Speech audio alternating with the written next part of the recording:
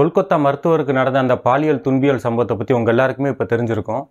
அந்த சம்பவத்தை பற்றி பேசுகிறதுக்கே மனசு நடுங்குது. அந்த அளவுக்கு ஒரு கொடூரமான சம்பவம் யாருக்குமே நடந்திருக்கக்கூடாது. அந்த பொண்ணுக்கு நீதி கேட்டும் குற்றவாளிகளை தண்டிக்க சொல்லியும் நாடு தழுவிய அளவில் பல போராட்டங்கள் நடந்துக்கிட்டு இருக்கு. இதை பற்றி பேசிகிட்டு இருக்கும்போது என்கிட்ட ஒருத்தர் கேட்டார், ஏப்பா நீ தான் மார்ஷியல் ஆர்ட்ஸ்லாம் பழகிருக்கியே, பெண்களுடைய தற்காப்பு பற்றி நீ கொஞ்சம் பேசினா என்ன அப்படின்ட்டு. ஸோ அதுக்காக தான் இந்த வீடியோவை போடுறேன். ஸோ பெண்கள் தன்னுடைய தற்காப்புக்கு மார்ஷியல் ஆர்ட்ஸ் எந்த அளவுக்கு யூஸ்ஃபுல்லாக இருக்கும் அப்படிங்கிறத பற்றி இந்த வீடியோவில் கொஞ்சம் நான் டீட்டெயிலாகவே பேசணும். ஸோ நிறைய பேர் மனசில் இந்த ஒரு கருத்து இருக்குது, பெண்கள் தற்காப்பு கலை கற்றுக்கிட்டாங்க, அதில் உள்ள சில நுணுக்கங்களை கற்றுக்கிட்டாங்கன்னா இந்த மாதிரி சில அசம்பாவித சம்பவங்கள் நடக்கும்போது தன்னை பாதுகாத்துக்கலாம் அப்படின்னு. அதை பற்றி ஒரு 3 கேட்டகரியில் இந்த வீடியோவில் நான் கொஞ்சம் டீட்டெயிலாக பேசலான் இருக்கேன். முதல் விஷயம் ரொம்ப அடிப்படையானது, நம்ம எல்லாமே ரொம்ப கவனமாக தெரிஞ்சுக்க வேண்டிய விஷயம் என்னென்னா, இந்த மாதிரி நீங்கள் ஒரு மார்ஷியல் ஆர்ட்ஸை கற்றுக்கிட்டாலோ அல்லது சில தற்காப்பு கலைகளை தெரிஞ்சு வச்சுக்கிட்டாலோ உங்களை ஒரு டேஞ்சர்லேருந்து பாதுகாத்துக்கலாம் அப்படின்னு நினைக்கிற மாதிரி ஒரு முட்டாள்தனம் எதுவுமே கிடையாது. இதை ஜென்ரலாக போகிற போக்கில் நான் சொல்லலை. பல வருஷங்கள் குங்ஃபு கலையை கற்றுக்கிட்டேங்கிற முறையிலையும் 4 வருஷம் நேஷனல் லெவலில் கோல்டு மெடல் வாங்கினவேங்கிற முறையிலையும் சொல்கிறேன். ஏட்டு சுரக்காய் என்றைக்குமே கறிக்கு உதவாது. நீங்கள் ஒரு 3 மாதமோ 6 மாதமோ போய் ஏதோ ஒரு இடத்துல ஒரு 4 டெக்னிக்கை சொல்லி தருவாங்க. இந்த மாதிரி குத்தம் வந்தான்னா இப்படி பிடிக்கணும், இப்படி தடுக்கணும், உன்னை பின்னாடி இருந்து யாராவது இப்படி பிடிச்சிக்கிட்டாங்கன்னா இப்படி ஒரு இந்த இடத்துல பஞ்ச் பண்ணிட்டேன்னா நீ விடுபட்டுடலாம், அல்லது இப்படி ஒரு டெக்னிக் யூஸ் பண்ணி தப்பிச்சிடலாம் அப்படின்ட்டு. இது எல்லாமே ப்ராக்டிஸில் சொல்லித்தர வித்தைகள், எதுவுமே நிஜ வாழ்க்கைக்கு பயன்படவே பயன்படாது. ஏன்னா அந்த ப்ராக்டிஸ் நடக்கிறப்ப உங்களை அட்டாக் பண்ணுற பாருங்களேன், அவனுக்கு சொல்லி கொடுத்துருப்பாங்க, நீ இப்படி தான் குத்தணும், உன்னுடைய ஃபோர்ஸ் இவ்வளோ தான் இருக்கணும், அவங்க இப்படி உன்னை தடுத்தாங்க அப்படின்னா நீயே போய் கீழே விழுந்துரு அப்படின்னு அவங்க சொல்லி தந்ததுக்கு தகுந்த மாதிரி தான் அந்த ப்ராக்டிஸே நடக்கும். நிஜ வாழ்க்கையில் உங்களை தாக்க வரேன் இதே மாதிரி தான் உங்களை தாக்குவோம் அப்படிங்கிறதுக்கு எந்த கேரண்டியும் கிடையாது. அதனால் தயவு செஞ்சு ஏதாவது ஒரு ஸ்போர்ட்ஸை நம்ம கற்றுக்கிட்டோம், ஒரு மார்ஷியல் ஆர்ட்ஸ் கற்றுக்கிட்டோம், 4 டெக்னிக் நமக்கு தெரியும், அதனால் நம்மளை இந்த மாதிரி டேஞ்சர்லேருந்து நம்ம இந்த டெக்னிக்ஸ் நம்மளை காப்பாற்றும் அப்படின்னு நினைக்கிறது மிகப்பெரிய முட்டாள்தனம். ஸோ தயவு செஞ்சு இப்படி ஏதாவது ஒன்று கற்றுக்கிட்டதுனால என்னுடைய சேஃப்டி என்ஷூர் பண்ணிடலாம் அப்படின்னு என்றைக்குமே நினைக்காதீங்க. என்னடா ஒரு மார்ஷியல் ஆர்டிஸ்ட்டாக இருந்துக்கிட்டு நீயே எப்படி பேசலாமா அப்படின்னு கேட்டிங்கன்னா, உண்மைகள் சில நேரம் கசக்க தான் செய்யும். ஆனால் உண்மைகளை சில நேரங்களில் உடச்சி சொல்கிறது தான் யதார்த்தத்தை நம்ம புரிஞ்சுக்கிறதுக்கு ரொம்ப ஹெல்ப்ஃபுல்லாக இருக்கும். அதனால் மறுபடியும் சொல்கிறேன், உங்களுக்கு ஒரு மார்ஷியல் ஆர்ட்ஸ் மேலே இன்ட்ரெஸ்ட் இருக்குது, உங்களுடைய ஹெல்த்துக்காக நீங்கள் உங்களுடைய ஒரு பேஷனுக்காக கற்றுக்கிறீங்கன்னா இங்கே தாராளமாக எந்த ஸ்போர்ட்டை வேணாலும் நீங்கள் கற்றுக்கங்க.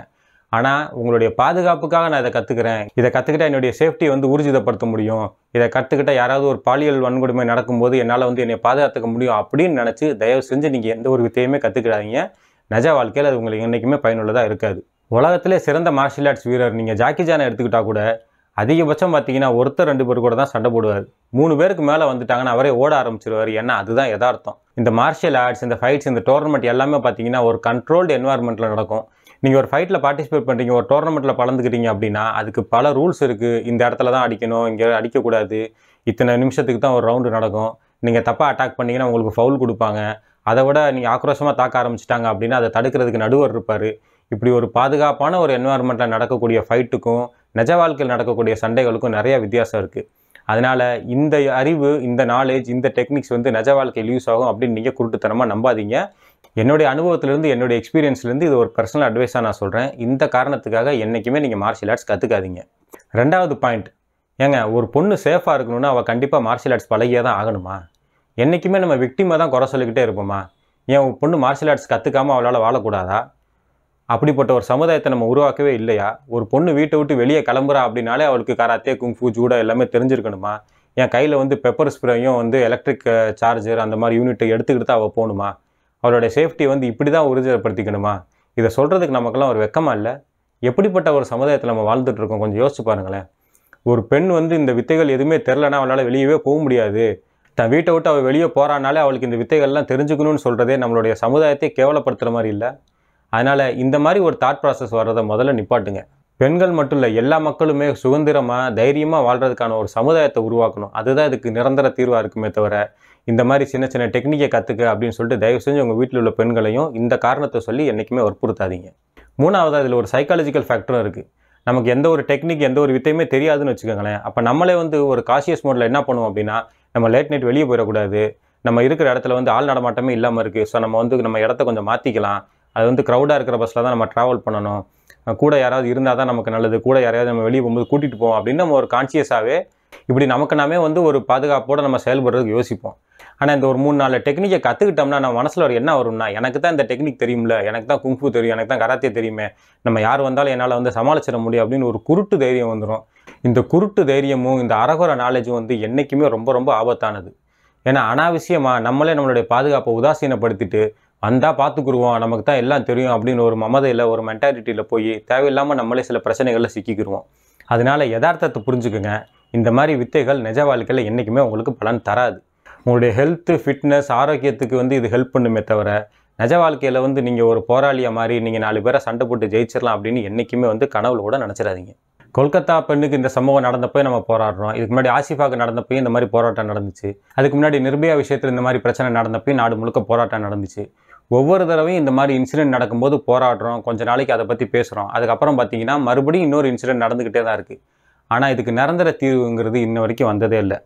என்னை பொறுத்த வரைக்கும் இதுக்கு நிரந்தர தீர்வு எதுவாக இருக்கும் அப்படின்னா, தப்பு பண்ணவனுக்கு கொடுக்குற தண்டனை வந்து இதுக்கப்புறம் தப்பு பண்ணணும்னு நினைக்கிறான் பாருங்க, அப்படி நினைக்கும் போதே அந்த தண்டனையை நினச்சி அவன் வந்து பயந்து நடுங்கி சாகணும். அந்த அளவுக்கு இந்த தப்புகளுக்கு கொடுக்கக்கூடிய தண்டனை வந்து ரொம்ப கொடூரமானதாக இருக்கணும்.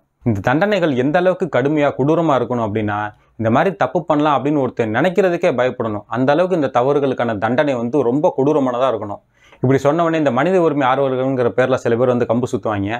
இப்படி கடுமையான தண்டனை எல்லாம் கொடுக்கலாமா, அவனுக்கு ஒரு மனித உரிமை இல்லையா, தப்பு பண்ண வந்து திருந்தக்கூடாதா அப்படின்ட்டு இப்படி சொல்லக்கூடியவங்க எல்லாருக்கும் நான் ஒன்றே சொல்லிக்கிறேன்.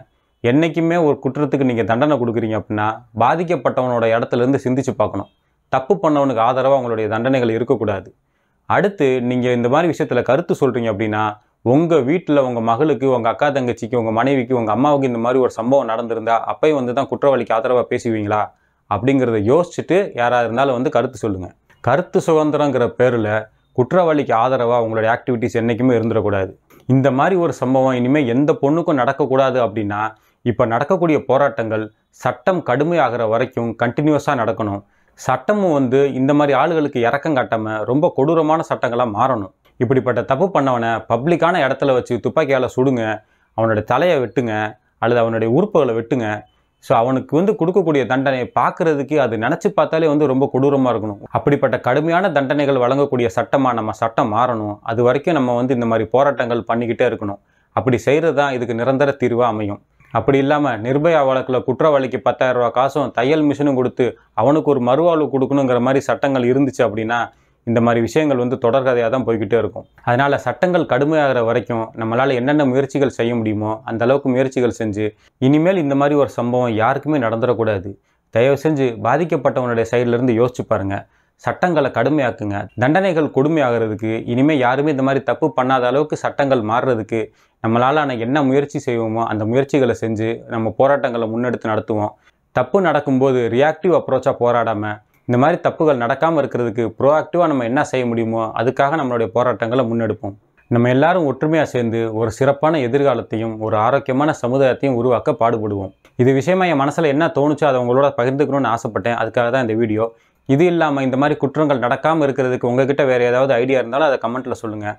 இந்த மாதிரி சந்தர்ப்பங்களில் நம்ம போடுற வீடியோ இதுவே கடைசியாக இருக்கட்டும்.